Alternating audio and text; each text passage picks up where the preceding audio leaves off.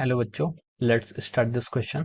So this question says, in figure, displacement time xt graph given below, the average velocity between time t is equal to 5 second and time t is equal to 7 second is, A option is 8 meter per second, B is 8.7 meter per second, C is 7.8 metre per second and D is 13.7 metre per second. तो यहाँ पर हमें displacement time graph दिया हुआ है और हमें यहाँ पर एवरेज वेलोसिटी क्या फाइंड आउट करनी है।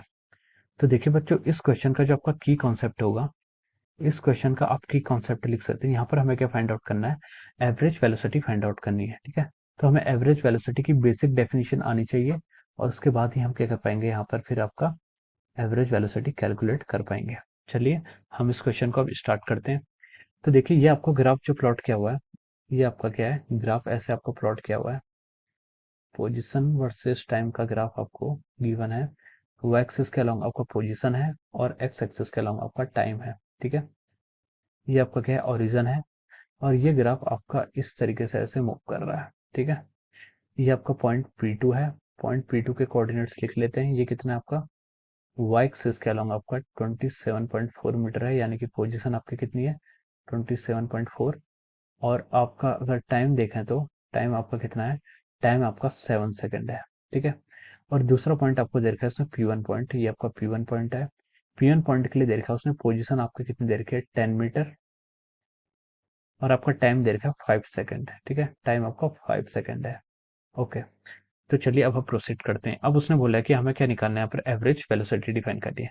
तो देखिए, एवरेज वेलोसिटी क्या होती है, एवरेज वेलोसिटी होती है आपकी, एवरेज वेलोसिटी को हम लिख सकते हैं। देखिए, वेलोसिटी की डेफिनेशन क्या होती है आपकी, change in displacement per unit time. ठीक है, change in displacement per unit time.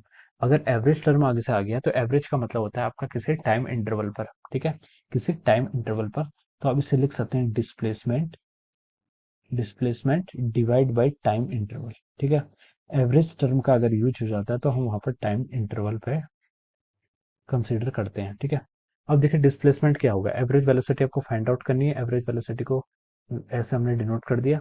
Displacement कितना हुआ, देखिए डिस्प्लेसमेंट होता है आपका final position minus initial position. ठीक है, हमें पूछा गया कि 5 से सेकंड 7 पे। ठीक है, डिस्प्लेसमेंट हम लिखेंगे final R F minus of are I divide by T. ठीक है, फाइनल कितना आपका, देखिए P2 पॉइंट तक निकालनी है। P2 पॉइंट पर उसका जो कोऑर्डिनेट्स है वो कितना है, 27.4 मीटर है। P2 पॉइंट पर अगर हम ऐसे यहाँ पर P2 पॉइंट के अगर हम करस्पॉन्डिंग पोजीशन देखें तो ये कितना आ गया, 27.4। ठीक है, तो हम इसको कितना लिख सकते हैं, 27.4 मीटर, ये आपकी फाइनल हो जाएगी। माइनस इनिशियल, इनिशियल कितना उसका P1 पॉइंट के करस्पॉन्डिंग पोजीशन देखें तो कितना आ गया आपका, 10 मीटर गिवन है। ठीक है, तो ये क्या आ गया का उसका डिस्प्लेसमेंट आ गया, divide by time taken. Time कितना, देखिए 5 सेकंड और 7 सेकंड के बीच में कितना टाइम इंटरवल है आपका, 2 सेकंड का। तो 2 सेकंड आपका क्या हो जाएगा, टाइम इंटरवल। तो उसको सब्ट्रैक्ट कर लीजिए, यहाँ से ये आ जाएगा आपका 17.4 divide by 2 metre per second, या फिर हम इसको लिख सकते हैं कितना, 8.7 मीटर पर सेकंड। तो देखिए, क्वेश्चन में पूछा गया था कि average velocity between time t equal to 5 second and t equal to 7 second is कितना आएगा आपका, 8.7 metre per second. 8.7 metre per second आपका ऑप्शन बी में गिवन है। तो हम बोल सकते हैं कि ऑप्शन बी क्या हो जाएगा आपका, ट्रू हो जाएगा। ठीक है, here we can write down that option B is correct.